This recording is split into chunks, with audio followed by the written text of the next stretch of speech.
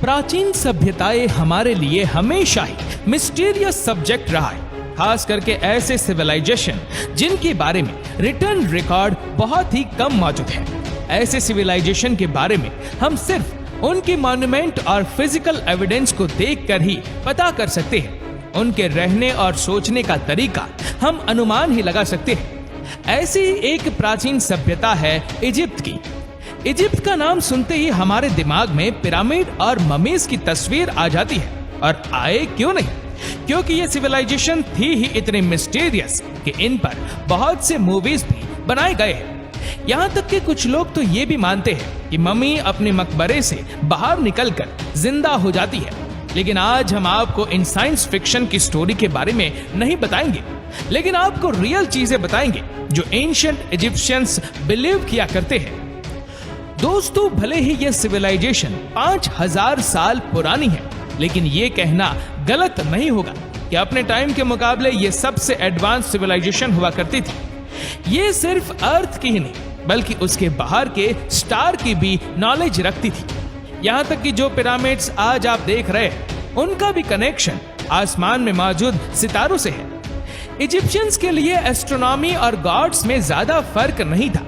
उनके द्वारा छोड़े गए बहुत सारे ऐसे टेक्स्ट हैं जिसमें रात के आसमान और उन चमकते सितारों के बारे में एक्सप्लेन किया गया है। और आज के इस वीडियो में हम इजिप्शियन और उसके बिलीव्स के बारे में जानेंगे। दोस्तों, आप जो देख रहे हैं वह है नील के आसपास का एरिया, और ये छोटा सा कीड़ा द डंग बीटल है जो अपने कोकून को रोल कर रहा है।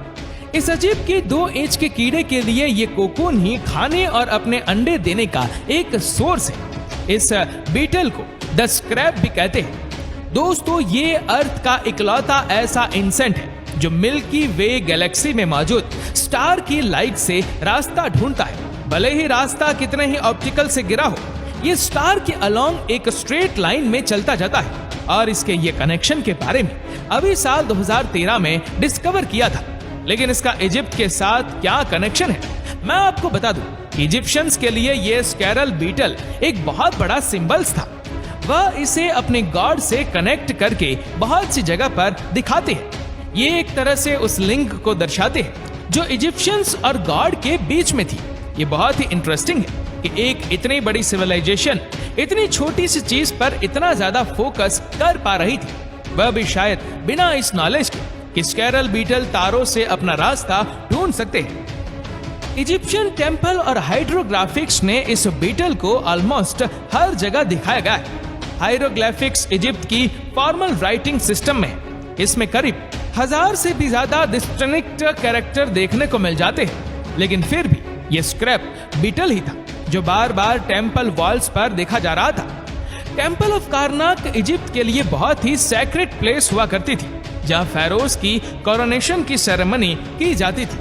मैं आपको बता दूं कि एंशिएंट इजिप्शियंस में फेरोज को वहां के रूलर और किंग्स कहा गया है। ये वही जगह थी जहां रूलर को क्राउन किया जाता था।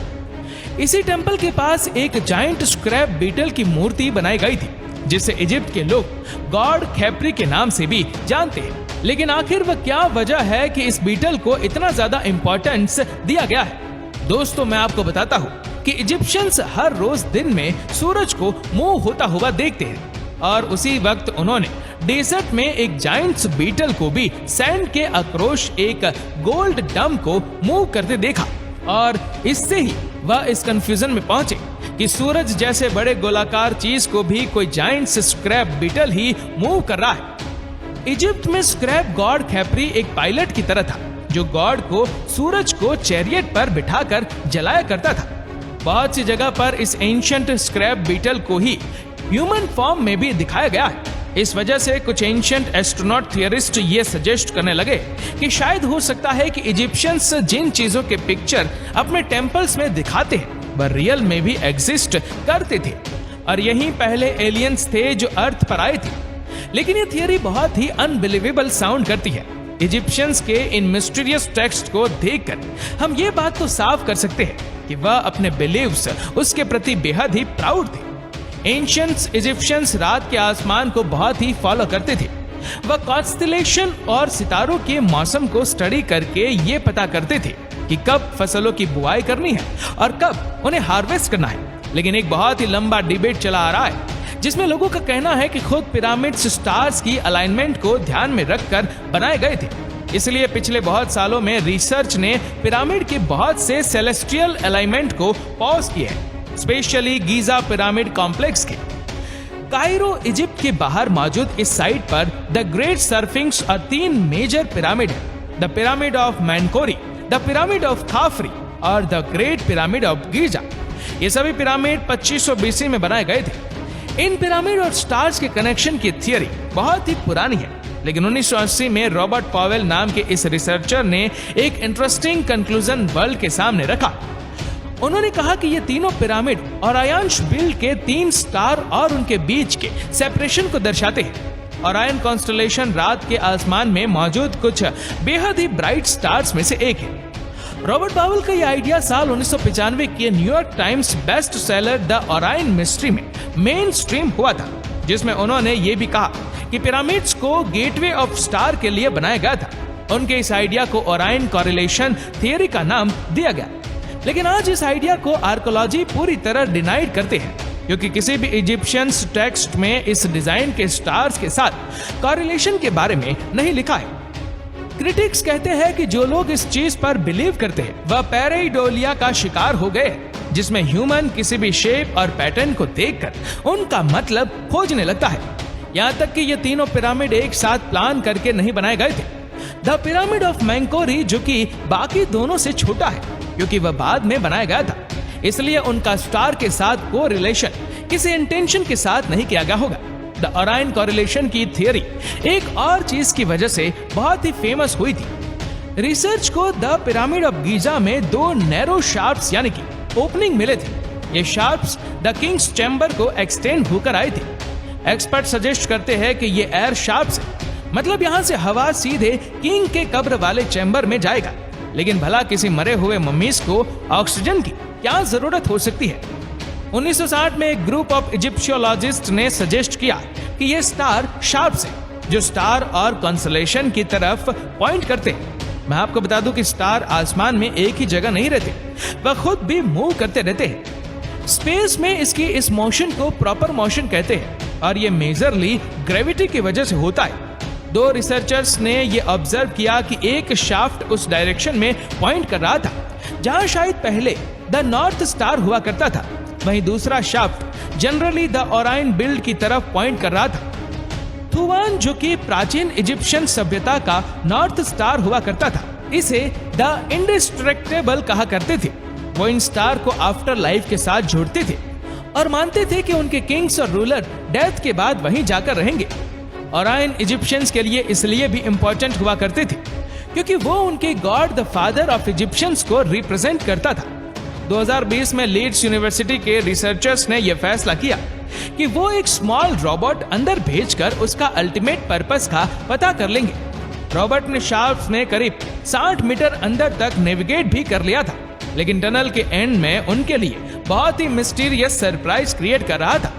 रोबोट ने अपना कैमरा एक इंटेंशनली प्लेस रॉब के पीछे ले गया और उसमें डिस्कवर किया एक एंशिएंट स्मॉल चैम्बर जिसमें बहुत से सिंबल फ्लोर पर बने हुए थे, लेकिन उसके आगे एक बड़ा स्टोन होने की वजह से वह और आगे नहीं जा पाया। खैर, इस रोबोट का सफर सक्सेसफुल रहा था क्योंकि उसने करीब 9 घंटे की फुटेज डेवलप कर ली थी।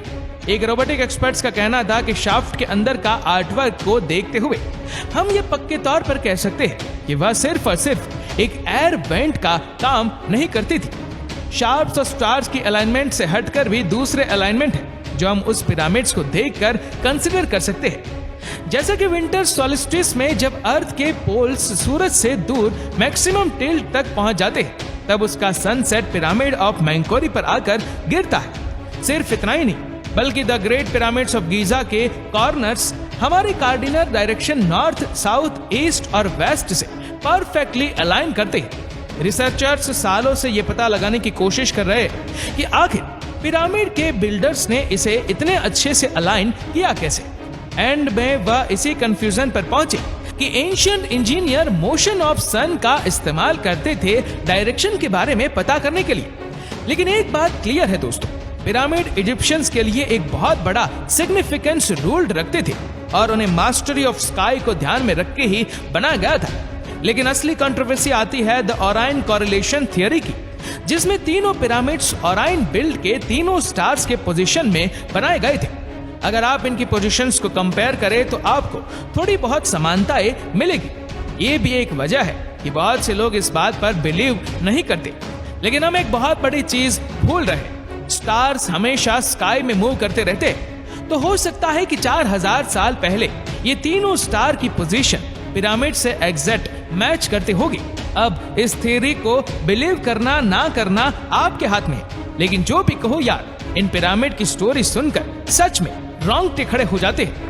आखिर कैसे इतने ज्यादा एडवांस थे हमारे पूर्वज? क्या आपके पास इस सवाल का कोई जवाब है? अगर हाँ तो हमें नीचे कमेंट बॉक्स में जरूर बताना। और अगर आपको वीडियो अच्छा लगा हो तो इस वीडियो को लाइक करेगा, शेयर करेगा ज्यादा से ज्यादा लोगों तक। और ऐसी और भी रोचक जानकारियों के लिए सब्सक्राइब करें हमारे यूट्यूब चैनल को और फेसबुक पर फॉलो करें हमारे पेज को। धन्यवाद।